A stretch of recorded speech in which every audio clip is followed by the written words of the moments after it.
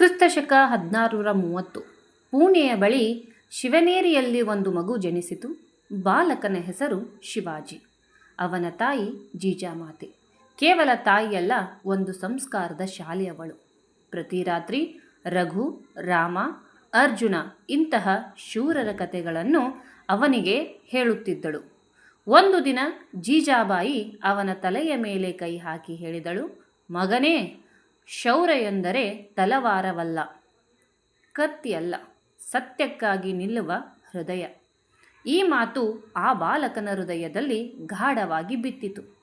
ಅವನು ಆಟಿಕೆಗಳಿಂದ ಕೋಟೆ ಕಟ್ಟುತ್ತಾ ಸಣ್ಣ ಯೋಧರ ಸೇನೆ ಮಾಡಿ ನಿಜವಾದ ರಾಷ್ಟ್ರ ರಕ್ಷಕನ ಕನಸು ಕಾಣುತ್ತಾ ಬೆಳೆದವನು ಶಿವಾಜಿ. 16ನೆಯ ವಯಸ್ಸಿನಲ್ಲೇ ಅವನ ಮನದಲ್ಲಿ ಒಂದು ಸಂಕಲ್ಪ ಮಾಡಿಕೊಂಡ. ನಮ್ಮ ಜನರ ಮೇಲೆ ನಡೆಯುತ್ತಿರುವ ಅನ್ಯಾಯ, ದೌರ್ಜನ್ಯ, ಇದಕ್ಕೆ ಕೊನೆಯಲ್ಲಿ ಯಾರು ನಿಲ್ಲಬೇಕು ಎಂಬ ಪ್ರಶ್ನೆ ಶಿವಾಜಿ ಕೇಳಿದ. ಗುರುಗಳು ಹೇಳಿದರು ರಾಜರು, ಸೇನಾನಿಗಳು ಹೇಳಿದರು ಸೈನ್ಯ, ಜನರು ಹೇಳಿದರು ದೇವರು ನಿಲ್ಲಬೇಕು. ಆದರೆ ಶಿವಾಜಿ ನಗುತ್ತಾ ಹೇಳಿದರು, ಅನ್ಯಾಯದ ಎದುರು ನಿಲ್ಲುವವನೇ ರಾಜ. ಜನರ ಉಸಿರೇ ಅವನ ಸೇನೆ. ಇದು ಒಬ್ಬ ಯುವಕನ ಮಾತಲ್ಲ, ಇದು ಒಂದು ಸಾಮ್ರಾಜ್ಯದ ಬೀಜ ಎಂದು ಶಿವಾಜಿ ಹೇಳಿದ. ಶಿವಾಜಿ ಮೊದಲಿಗೆ ಗೆದ್ದ ಕೋಟೆ ತೋರನ್ ಕಲ್ಲುಮಲೈ ಕೋಟೆ. ಆದರೆ ಯುದ್ಧವಿಲ್ಲದೆ ಗೆದ್ದದ್ದು. ಇದನ್ನು ಹೋರಾಡಿ ಗೆದ್ದದ್ದಲ್ಲ. ತಂತ್ರ, ಬುದ್ಧಿ ಮತ್ತು ಜನಪ್ರೀತಿ ಮಾತ್ರದಿಂದ ಚಿಕ್ಕ ಸೇನೆ, ಕಡಿಮೆ ಆಯುಧಗಳು, ಬಲಿಷ್ಠ ಮಲ್ಲಗಳು. ಆದರೂ ಅವರು ಗೆದ್ದರು.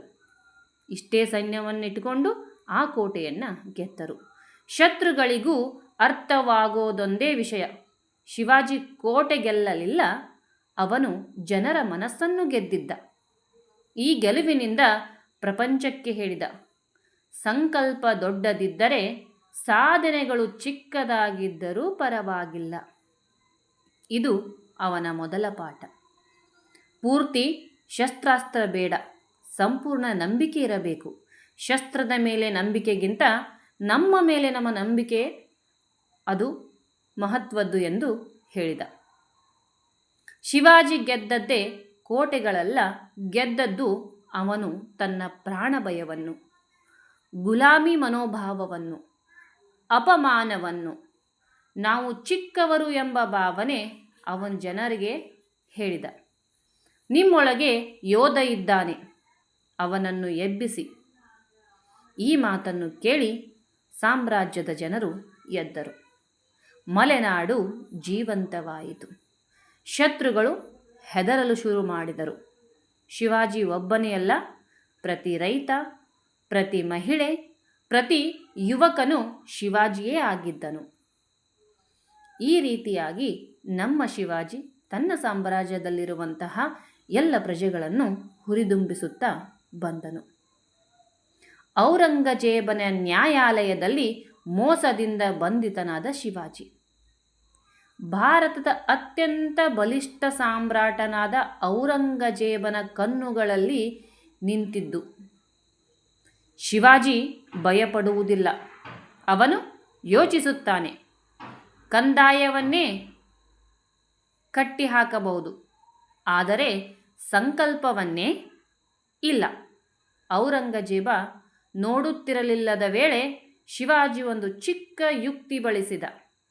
ದೇವಾಲಯಕ್ಕೆ ಕಳುಹಿಸುವ ಸಿಹಿ ತಿಂಡಿ ಮತ್ತು ಹಣ್ಣುಗಳ ಬುಟ್ಟಿಯಲ್ಲಿ ಧೈರ್ಯ, ಬುದ್ಧಿ ಸೇರಿಸಿ ತನ್ನನ್ನೇ ಹೊರಗೆ ಕಳುಹಿಸಿಬಿಟ್ಟ. ಆ ಬುಟ್ಟಿಯಲ್ಲಿ ಶಿವಾಜಿನೇ ಕುಳಿತು ಹೊರಗಡೆ ಬಂದ. ಈ ಪಲಾಯನ ದೇಶದಾದ್ಯಂತ ಚರ್ಚೆ ಆಯಿತು. ಶಿವಾಜಿಯನ್ನು ಆರೋಪಿ ಮಾಡಲು ಯಾರು ನಡೆದರೂ ಅವನು ಗಾಳಿಯಂತೆ ಹೊರಬರುತ್ತಾನೆ ಎಂದರು. ಧೈರ್ಯದ ರಾಜ್ಯಾಭಿಷೇಕ 1674 ಶಿವಾಜಿ ಛತ್ರಪತಿಯಾಗಿ ರಾಜ್ಯಾಭಿಷೇಕಗೊಂಡರು. ಆ ದಿನ ಜನಸಾಗರವೇ ಒಂದು ಮಾತು ಕೂಗಿತು, ಜೈ ಭವಾನಿ, ಜೈ ಶಿವಾಜಿ. ಜೈ ಭವಾನಿ, ಜೈ ಶಿವಾಜಿ. ಅದು ಸಾಮಾನ್ಯ ಅರಸನ ಆರೋಹಣ ಅಲ್ಲ, ಅದು ಸತತ 35 ವರ್ಷಗಳ ಹೋರಾಟಕ್ಕೆ ದೊರೆತ ಸ್ವಾತಂತ್ರ್ಯದ ಬೆಳಕಿನ ಹಬ್ಬವಾಗಿತ್ತು. ಶಿವಾಜಿ ಹೇಳಿದರು, ನಾನು ಮಹಾನ್ನನಲ್ಲ, ನನ್ನ ಜನರೇ ನನ್ನ ಶಕ್ತಿ. ಇದು ನಾಯಕತ್ವದ ಜೀವಂತ ವ್ಯಾಖ್ಯಾನ ಎಂದು ನಮ್ಮ ಛತ್ರಪತಿ ಶಿವಾಜಿಯವರು ಮತ್ತೆ ಪ್ರೇರಣಾದಾಯಕವಾದ ಒಂದೆರಡು ಸಾಲುಗಳನ್ನು ತಮ್ಮ ಪ್ರಜೆಗಳ ಮನದಲ್ಲಿ ಬಿತ್ತಿದರು. ಶಿವಾಜಿ ಒಮ್ಮೆ ಹೇಳಿದರು, ಧೈರ್ಯವಂತನಿಗೆ ಗೋಡೆಗಳೇ ದಾರಿ ಕೊಡುವವು. ಅವರು ಕೊಟ್ಟ ಜೀವನದ ಪಾಠಗಳು ಅನ್ಯಾಯವನ್ನು ಎದುರಿಸು ಭಯದಿಂದಲ್ಲ, ನಂಬಿಕೆಯಿಂದ ಎಂದು ಹೇಳಿದರು. ಸೇವಕ ನಾಯಕನಾಗು, ಜನರಿಗಾಗಿ ಎದ್ದು ನಿಲ್ಲು. ಆತ್ಮವಿಶ್ವಾಸ ಕೊನೆಯ ಆಯುಧ, ಅದನ್ನು ಕಳೆದುಕೊಳ್ಳಬೇಡ. ಆತ್ಮವಿಶ್ವಾಸ ಕೊನೆಯ ಆಯುಧ, ಅದನ್ನು ಎಂದೂ ಕಳೆದುಕೊಳ್ಳಬೇಡ. ಯುದ್ಧವನ್ನು ಗೆಲ್ಲುವ ಮೊದಲು ಮನಸ್ಸನ್ನು ಗೆಲ್ಲಬೇಕು. ಅವರ ಜೀವನ ಹೇಳುತ್ತದೆ ಮುಂದೆ, ಸರಳವಾಗಿರುವುದು ದೌರ್ಬಲ್ಯವಲ್ಲ. ಮನಸ್ಸು ದೊಡ್ಡದಿದ್ದರೆ ಪರಾಕ್ರಮ ನಿಮ್ಮ ಹಿಂದೆ ಬರುತ್ತದೆ ಎಂದು ಶಿವಾಜಿಯವರು ಹೇಳಿದರು. ಯೋಧನ ಕತೆ. ನಮ್ಮೊಳಗಿನ ಯೋಧನ ಎಚ್ಚರಿಕೆ. ಶಿವಾಜಿಯ ಕತೆ ಕೇವಲ ಇತಿಹಾಸವಲ್ಲ, ಅದು ಪ್ರತಿಯೊಬ್ಬನ ಹೃದಯದಲ್ಲಿ ನಿದ್ರೆ ಮಾಡುತ್ತಿರುವ ಯೋಧನಿಗೆ ಕರೆ. ಎದ್ದೇಳು, ಹೋರಾಡು, ನೆಲಕ್ಕೆ ಬಿದ್ದರೂ ಎದ್ದು ನಿಲ್ಲು. ಹೃದಯ ನಿಂತರೆ ಯೋಧನಿಗೆ ಸೋಲು, ಬೇರೆ ಎಲ್ಲವೂ ಕೇವಲ ಹಾದಿಯೇ. ಹೃದಯ ನಿಂತರೆ ಯೋಧನಿಗೆ ಮಾತ್ರ ಸೋಲು, ಬೇರೆ ಎಲ್ಲವೂ ಕೇವಲ ಹಾದಿ. ಛತ್ರಪತಿ ಶಿವಾಜಿ ಮಹಾರಾಜನ ಬದುಕು ಹೇಳುತ್ತದೆ, ಸಾಧನೆ ದೊಡ್ಡದಾಗಬೇಕು ಎಂದರೆ ಭಯಕ್ಕಿಂತ ಗುರಿ ಬಲವಾಗಿರಬೇಕು. ಈ ಶಿವಾಜಿಯ ಕತೆ ನಿಮಗೆ ಇಷ್ಟವಾಗಿದ್ದರೆ ನನ್ನ ಚಾನಲ್ನನ್ನು ಸಬ್ಸ್ಕ್ರೈಬ್ ಮಾಡಿಕೊಳ್ಳಿ, ಸಪೋರ್ಟ್ ಮಾಡಿ, ಲೈಕ್ ಮಾಡಿ ಹಾಗೂ ಶೇರ್ ಮಾಡಿ. ಧನ್ಯವಾದಗಳು. ಮುಂದಿನ ವಿಡಿಯೋದಲ್ಲಿ ಸಿಗೋಣ.